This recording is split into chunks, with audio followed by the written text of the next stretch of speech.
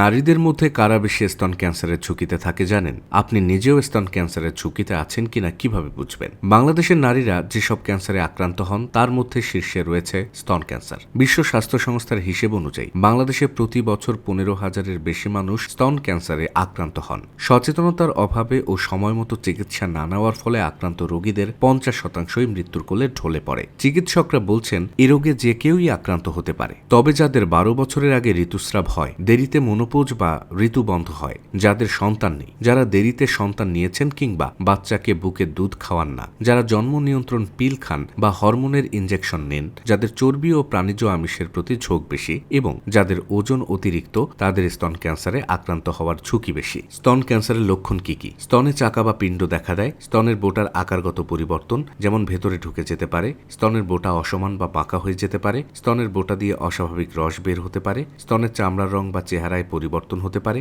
বাহুমূল বা বগলে পিণ্ড বা চাকা দেখা দিতে পারে। এরকম এক বা একাধিক কারণ ক্যান্সারের লক্ষণ হিসেবে ধরে নেওয়া হয়। চিকিৎসকরা মনে করেন প্রাথমিক অবস্থায় স্তন ক্যান্সার শনাক্ত করা গেলে তা শতভাগ নিরাময় সম্ভব। কিন্তু যেহেতু বাংলাদেশে স্তন ক্যান্সার নিয়ে সচেতনতার অভাব রয়েছে, তাই বেশিরভাগ রোগী চিকিৎসা নিতে আসেন প্রায় শেষ পর্যায়ে, যখন আর কিছুই করার থাকে না। মৃত্যু তখন অবধারিত হয়ে যায়।